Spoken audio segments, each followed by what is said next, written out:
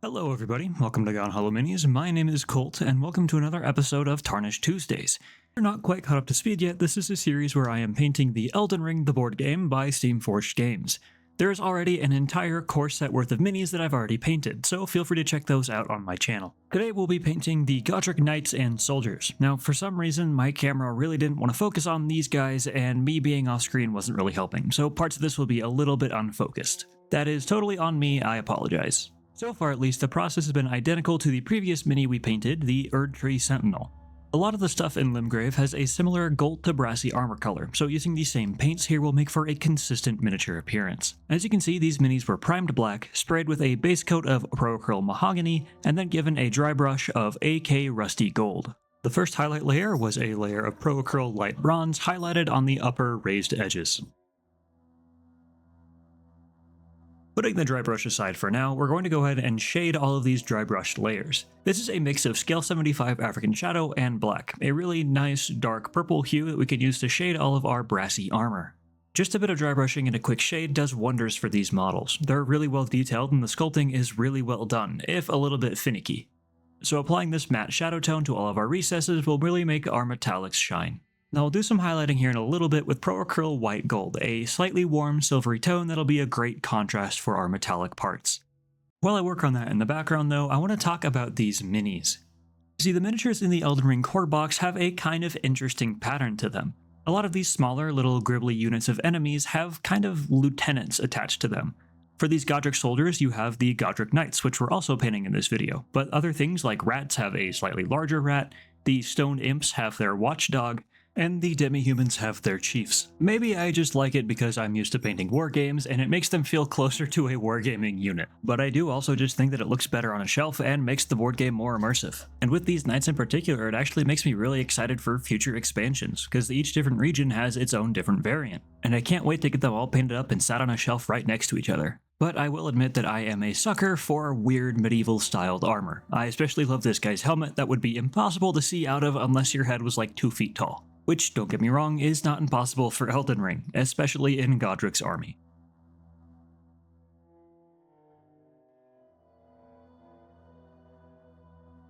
And this is where we can start moving on to painting the surcoats for these guys. The Godrick soldiers have a kind of checkered green and red heraldry to them. It does get changed up a little bit between the knight and the soldier though, so make sure to check your reference material to get the right parts colored correctly. But for the green, I'm doing a base of Scarab Green. I'm sure you're all familiar with this already, it's probably my favorite green paint in the whole world. And while we're here, before we get to highlighting, I'll also go ahead and base out the red sections in Word Bearer's Red. Overall though, the specific colors and paint brands that I choose aren't all that important. The main thing is just to start with a slightly desaturated and fairly dark tone. Now for our first highlight layer, I can move up into Mephiston Red. This is of course thinned a little bit, but red is also a pretty naturally transparent paint. So make sure to move your brush strokes in the direction that you want more paint to be applied and you should be good to go. However, if there are spots that need more blending, you can apply the paint and then just go back in with a wet brush. Feather those edges out until it blends right in and you should be good to go, at least from a tabletop level. Now on this shield here, I did want to mention that it did end up getting a little bit bright. However, that was easy enough to knock back down with a little bit of that African Shadow and Black mixture, glazed back into the recesses to give a nice dingy coating to our red. Now for the next layer, I'm just mixing a little bit of Pro Acryl Bold Pyrrole Red into however much Mephiston Red I have left over. This Bold Pyrrole Red can be a pretty nuclear red paint if you aren't careful with it, which is why I mix it with a little bit of Mephiston Red just to cut it down a little bit.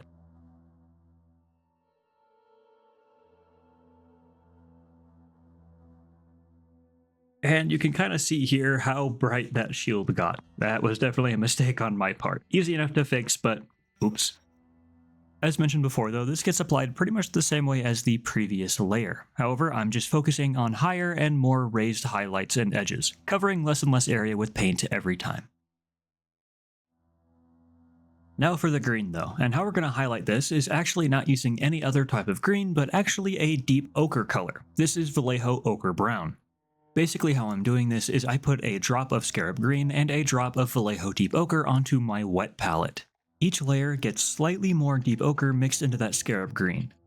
The This will lighten our green tone while also introducing more warmth into our highlights, keeping a warmer, more cohesive color palette for our entire miniature and also reinforcing the kind of worn and dingy tone of these Elden Ring enemies.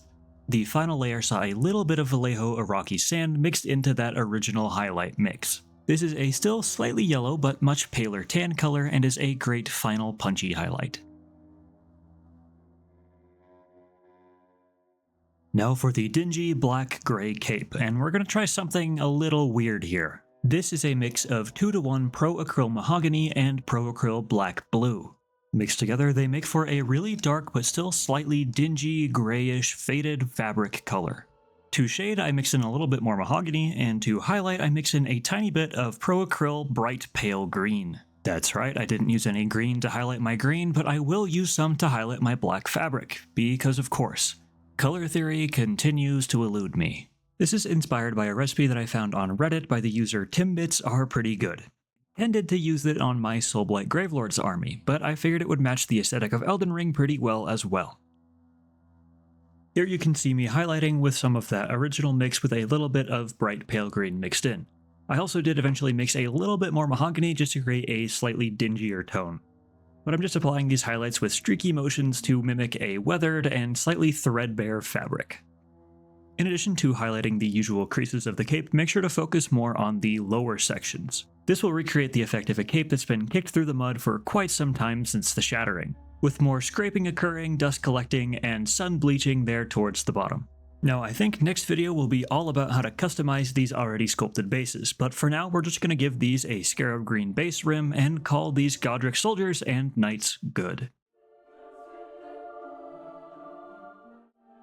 Now again, I gotta admit that I'm biased towards dudes in armor, however I am still really happy with how these guys turned out.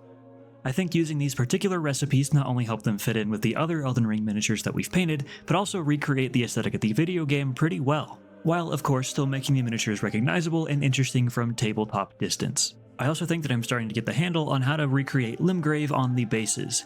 I'm not usually one for much vegetation on my miniature bases, so it's been a bit of an experiment. But like I said, I think that'll probably be the focus of next week's Tarnished Tuesday, so stay tuned for that.